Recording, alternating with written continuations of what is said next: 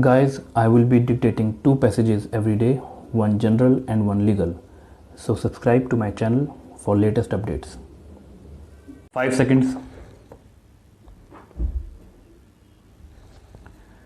I think you had done a commendable job in the way that you have run this house. I know that you are one of the longest serving women members. I think probably out of every small number of women that are here, you are one of the longest serving women members.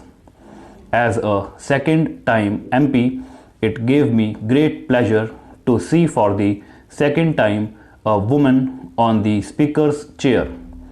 But you have showed that you are made of steel. That is why I think that everybody, be it a small party like mine with a very few speaking members, or a big party, or any of the opposition parties, has agreed that you have run this house impeccably and given everybody a chance. I would also say here that being in that post when the ruling party is in such brute majority, then to give everybody a chance and make them feel that their voices were heard, I think really that credit goes to you.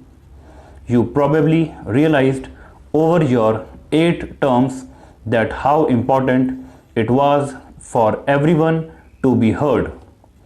I would also like to take this opportunity on behalf of my party to thank the Honorable Prime Minister.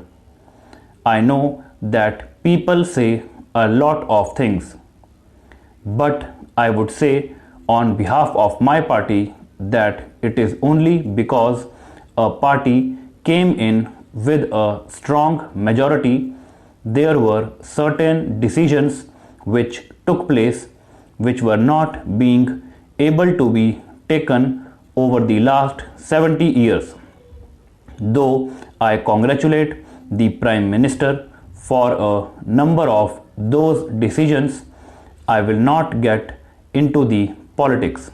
Para, the Narasimha Rao government did not have full majority, but even then the contribution made by Shri Narasimha Rao as the Prime Minister and Dr. Manmohan Singh as the Finance Minister with regard to the economic reforms, liberalization, industrialization, etc. is immense, and these things have changed.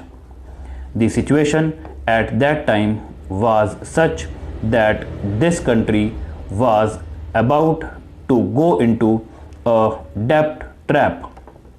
I used to participate in every session from that day. Let me be frank that the financial restraints were so much that we had to approach the World Bank and IMF. I am not going to deal with this matter at length, but I would like to mention only one thing.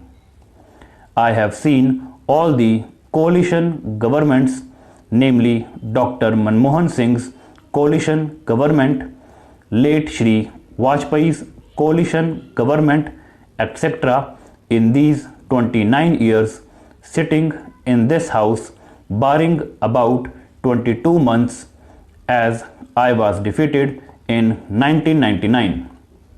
This house never missed the opportunity of debating on the issues of farmers. I would just like to recall my events. This is the Lok Sabha.